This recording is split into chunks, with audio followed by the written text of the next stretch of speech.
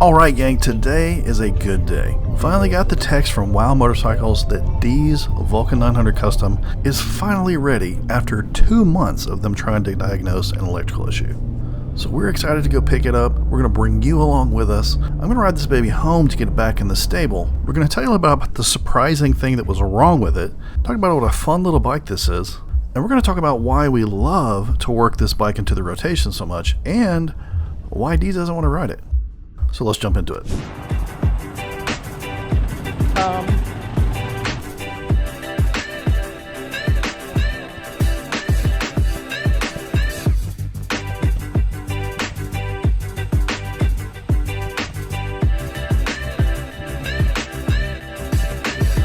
All right, are you gonna follow me just in case it dies?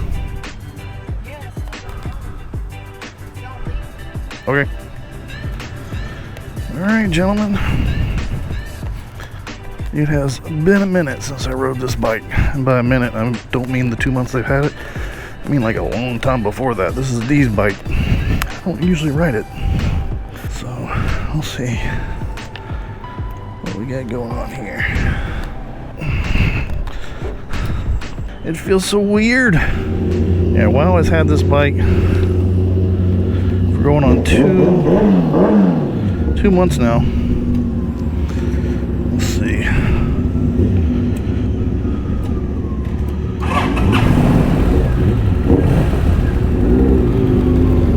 Alright, well, start it up.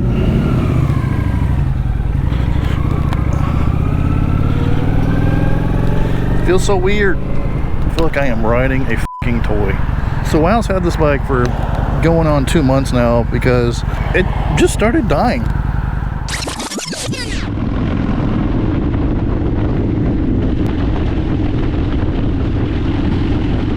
Is like the engine dying, or is it just the acceleration dies? Really?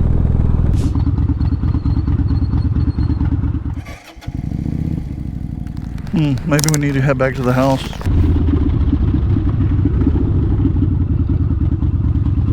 Like totally?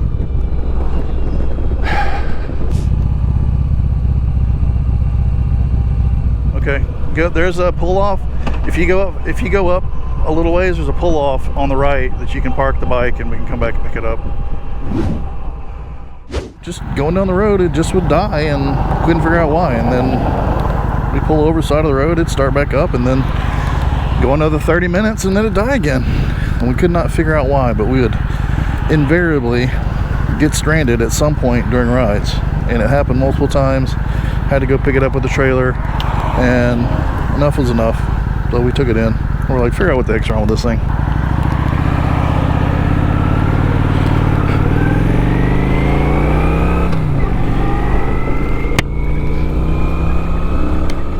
But yeah, they were trying a little bit of everything. They thought it was the fuel injector, then they thought it was the starter, then they thought it was the stator. Had the fuel injector and the stator were replaced. The wiring harness, the sub harness, pretty much everything they could possibly do, they checked out. And every time they replaced something, it still was having the issue. I mean, the guy told me literally they took a 900 off the floor, same model, and just started replacing parts, trying to figure out what the heck was wrong with it. And it said at one point the shop looked like a couple of 900s had blown up in the corner. And we bought this used.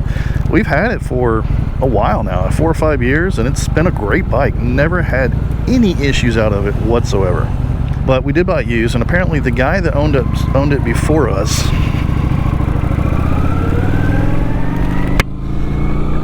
he started an upgrade for high-rise handlebars, and he redid the wiring in the handlebars to extend them to be able to have longer handlebars. And apparently he kind of did a janky job of it. It had the little cone-shaped crimpers, you know, very DIY. I guess the guy did a good enough job that it was good for several years, and then you know, depending on the vibration of the bike, the turn of the handlebars, you'd hit an angle and a vibration where it would it'd short out, and the bike would just lose electricity for a second, and it would die. So, you know, here's fingers crossed that the thing is actually fixed. We'll see if I make it all the way home without it losing power.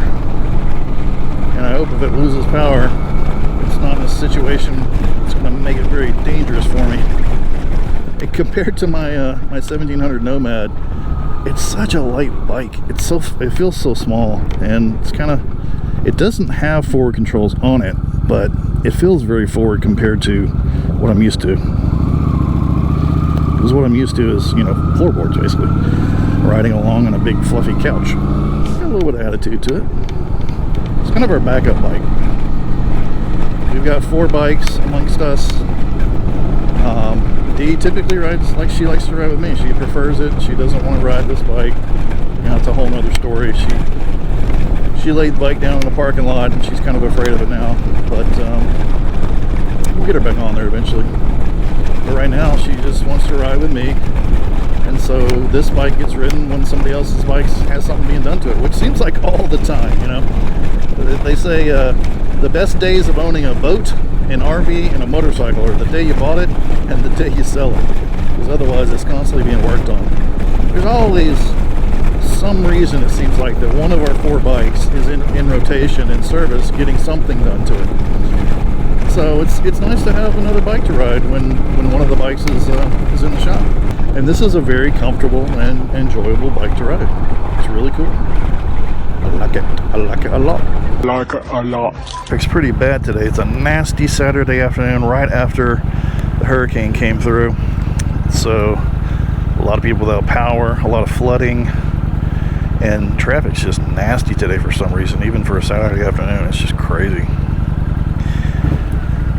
But maybe as we get on Bear Parkway here, it won't be too terrible. We can open it up a little bit and have a little fun. Compared to what I have been riding, it is quite small.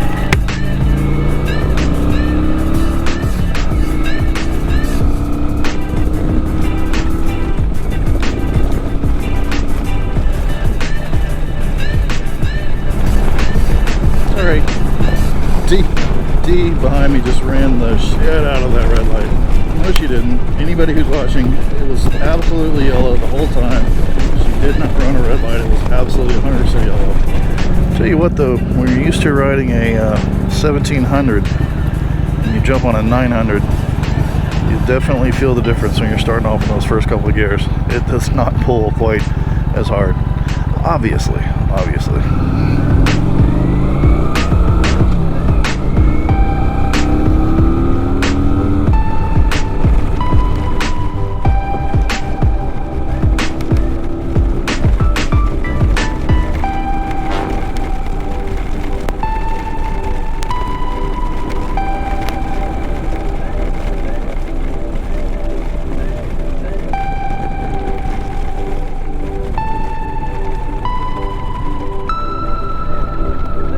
Yeah, so we'll probably start getting the 900 custom out into the rotation again. Get her out onto some twisties, on some routes with her, get some film.